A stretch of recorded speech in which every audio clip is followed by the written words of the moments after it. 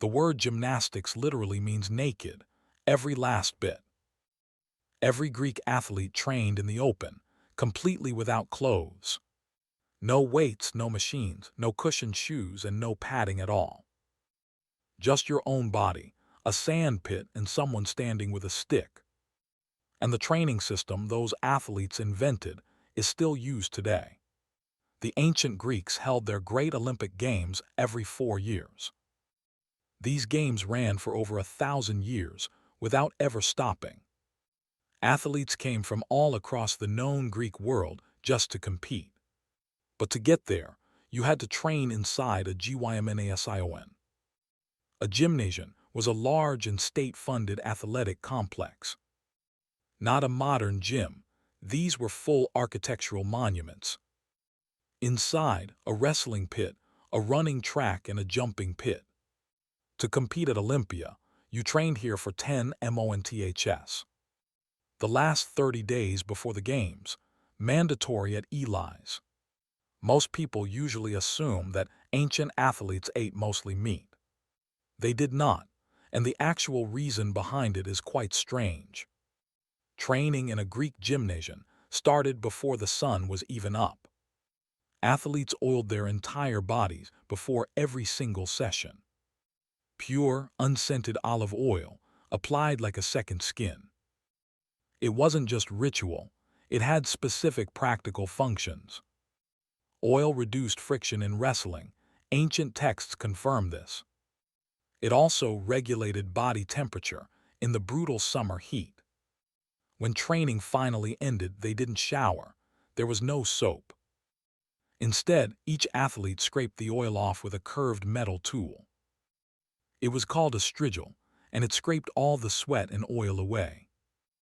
The strigil's residue, that mix of oil and sweat, was actually sold. Roman doctors and healers bought it as a medicinal ingredient. A well-known athlete's strigil runoff could actually fetch good coin. But that's only half the story. The training itself was stranger. The standard ancient Greek training diet was figs and cheese. Fresh white cheese, dried figs, and plain unleavened wheat bread. That was the standard athletic diet for several hundred years. Doctors like Galen called red meat far too heavy to digest. Heavy food, they argued, made athletes slow-thinking and sluggish. Figs for quick energy, cheese for muscle, and bread for fuel. And it worked well enough to dominate all games for 2 full centuries. And then a wrestler arrived at Olympia and changed everything.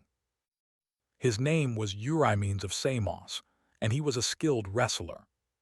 He showed up at Olympia, having trained on almost nothing but meat. Pure meat only, no figs, no cheese, no bread whatsoever.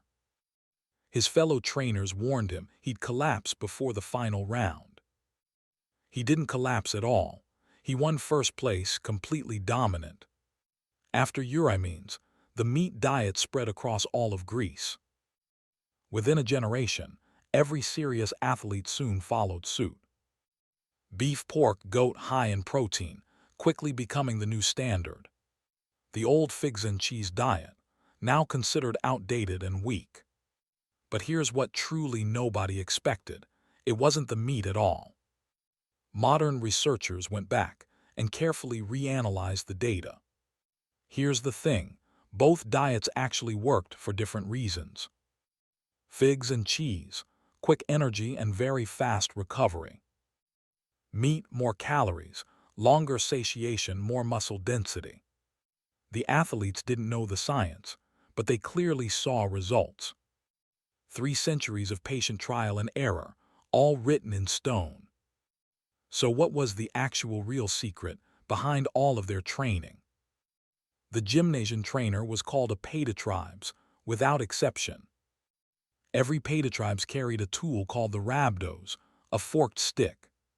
And yes, he was fully and legally allowed to use it on athletes. Slack off during sprints, you got hit, no warning, no fine. This wasn't just abuse, it was a formalized discipline system. Athletes who trained under a paidotribes agreed to all of this. The trainer also controlled diet, sleep, and recovery time. No athlete trained without one, zero exceptions whatsoever. The gymnasium was the only legal place to prepare for games. Train outside the system, you were banned from competing forever. But the actual deepest surprise, it was something else entirely. Around the 5th century BC, trainers noticed a pattern. Athletes who pushed at full intensity every day broke down. Joints failed, muscles seized, and recovery completely stopped. So they built a strict cycle, 4 days, 4 distinct phases. Day 1, preparation, light movement, joint mobilization. Day 2, concentration, full intensity, maximum effort. Day 3, relaxation, active recovery and light swimming. Day 4, moderation, medium load and technique refinement. Then the cycle restarted from the beginning. They called it the tetrad. 4 days on, next 4 on, months of this, completely non-stop. Every detail was tracked by the paidotribes in written daily logs. This was truly the world's first known periodization system. Soviet scientists published a landmark sports performance paper. They'd finally cracked what they claimed was the secret of peak performance. Progressive overload, timed rest, alternating intensity. They called it periodization. The whole Western world was stunned.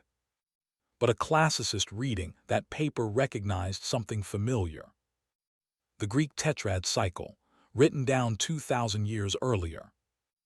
The training system the Greeks invented, we rediscovered it ourselves.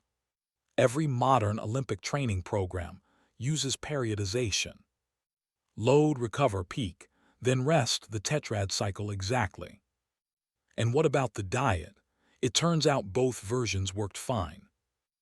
What truly mattered most wasn't the food at all, it was the structure. Build, break down, recover, then repeat, that's the real secret. Every athlete in the World Cup trains this exact same way. 6 days of progressive load, 1 full rest day, repeat.